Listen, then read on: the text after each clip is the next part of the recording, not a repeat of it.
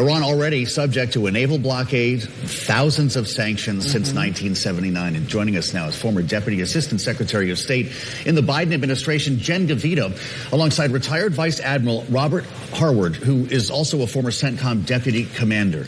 It's great to have you both with us. Commander, I'm going to start with you this morning with the latest that's coming out of Iran.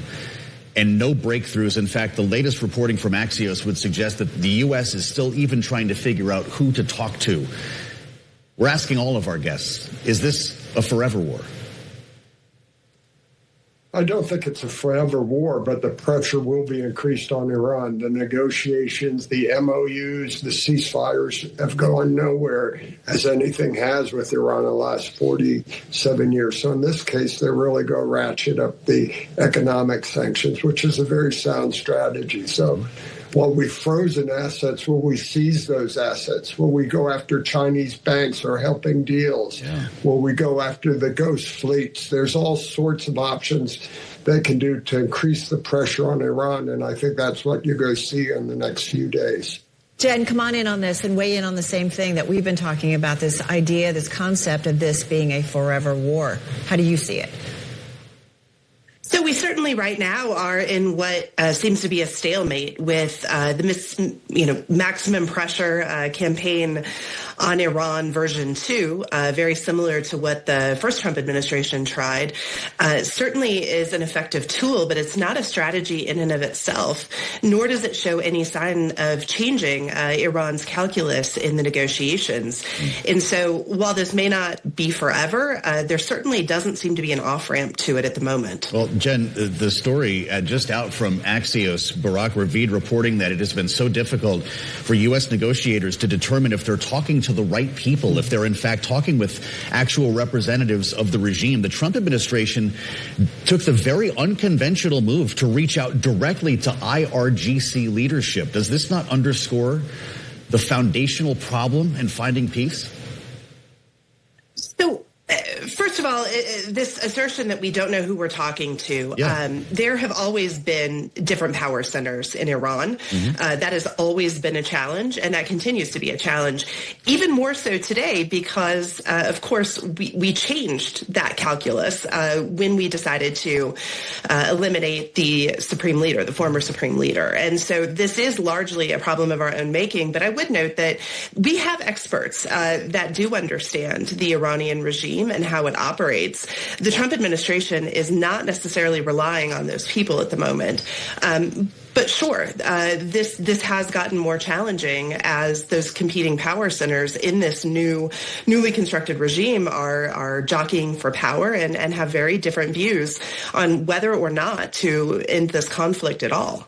Admiral, I am curious, and I think in some of the conversations we had yesterday, that ultimately what we need to see is it the president speaking with someone very senior, the leaders in Iran? Like, does it need to get to that level to actually make this war, this conflict, this war come to an end? Well, I think you're actually going to have to see positive actions from the government of Iran. They're either going to acknowledge that they are agreeing to free flow of commerce through the Straits or other demands of the administration. So it's going to take action at this point. I don't think rhetoric is still going anywhere. They're going to have to act and acquiesce on some of these objectives. And that's what no one's seeing. And who can do that may be part of the problem. You were a Navy SEAL, Admiral, and there's been conversations about seizing Karg Island. There's been conversation about lining the shores of the Strait with troops. At some point, will we need men and women on the ground to close the deal here? Well, I think it's an option. Look, we've already put boots on the ground in Iran. People have lost track of that. We put 200 people on the ground to seize ground and recover our pilots. So I think that's an attractive option that has real impact on the psyche of the regime, but more importantly to the people of Iran.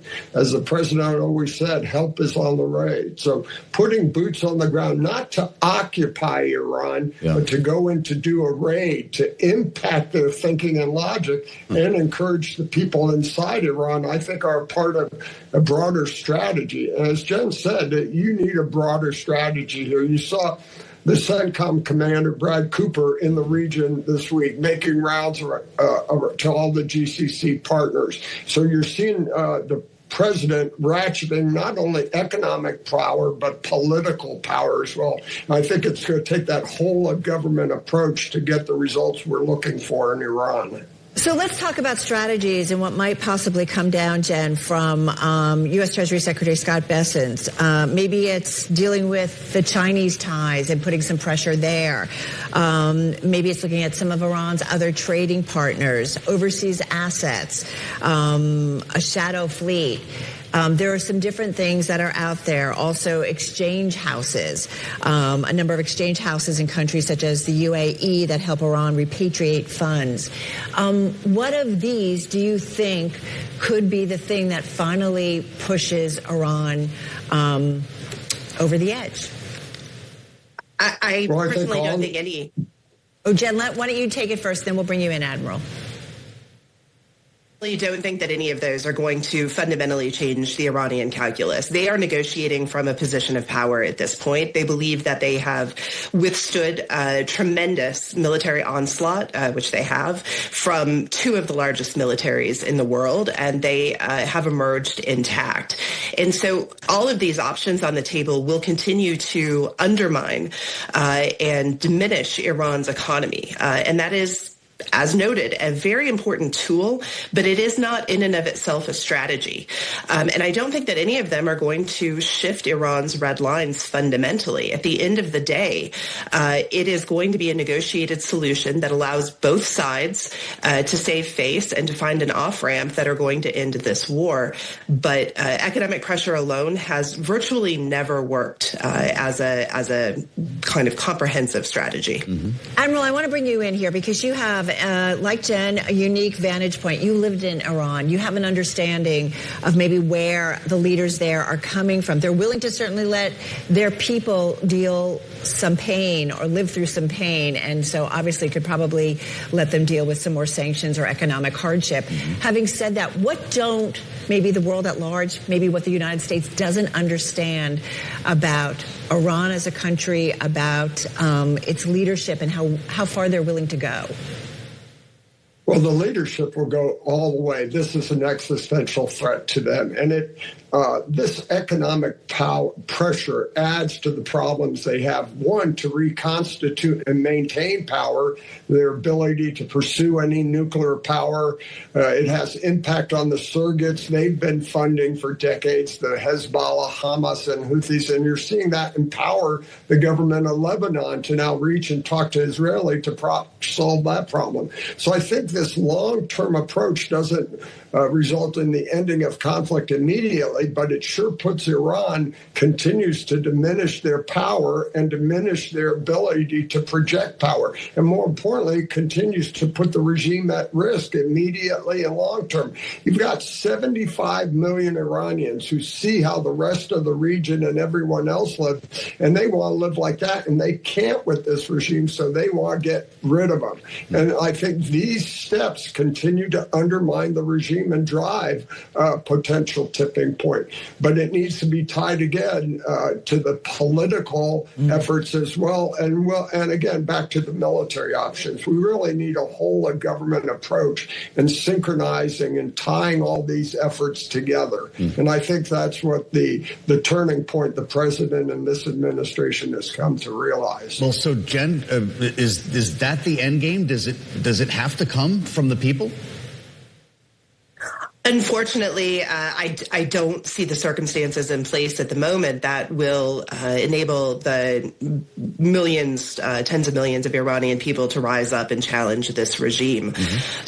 So no, I don't think that that's where this conflict ends in the immediate term. Those conditions cannot be set from the outside.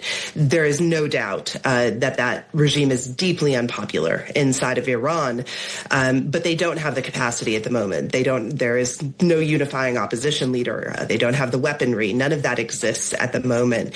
And so I think, if we want an off-ramp to this conflict, what we're looking at in the immediate term is a negotiated solution that gives Iran some degree of economic relief and allows the president to declare victory, noting that Iran's military capabilities have been diminished. But I think that that's the most that we can hope for right now. I mean, Jen, as you see it and watch this continuing to unfold, the stops, the starts, 2 steps forward, 1 step back, I mean, is there really anything that the United States administration or the Trump administration can actually do?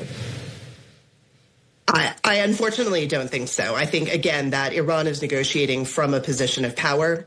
It understands the enormous strategic tool that it has in the Strait of Hormuz.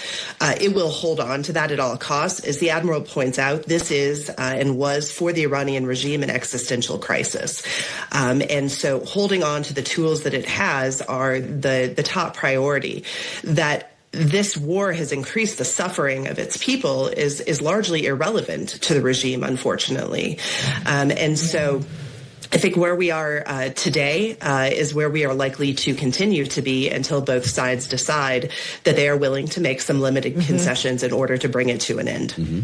Both of you have said, and Joe, we keep hearing it's existential for Iran. Yeah. I thought also for the United States, the mission was about denuclearization. That's right. And we're not even hearing that come up, which I don't know how that fits in or how that helps us get to an end here. It's devolved around a real standoff just over the strait itself. Admiral, your storied career includes a number of pretty remarkable feats, including reporting back in the first Trump term that the President of the United States offered you the job of National Security Advisor. It was reported that you turned that down for your own reasons, but it gives you unique insight into this group. And I'm wondering your thoughts as a Navy man, some of the headlines that we've been seeing recently with the President ordering steam catapults to go back onto our aircraft carriers, and a report today in the Washington Post that he wants warships to be redesigned so they look more like ships from World War II. Is this how we should be spending our money? Well, I would tell you, we're going through an unprecedented change in warfare.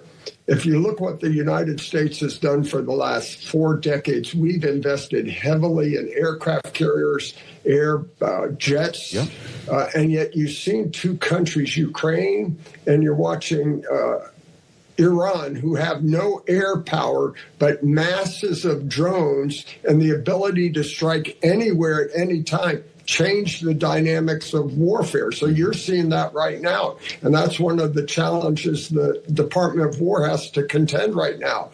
If you have these countries who are operating with a fraction of the resources we have, able to hold off the 2 world's premier superpowers, then we've got to readjust and think how we're going to fight the wars of the future. And I'm compelled to think that drones and what you're seeing, how they've leveraged these cost-effective, some supplied by Russia, some self-built, some support coming from China, are going to be a primary element of warfare in the future. And so the Department of War's got to work and realign with those objectives going forward. Sounds like a no on the steam catapults. Admiral, thank you so much. Jen Gavito, thank you as well.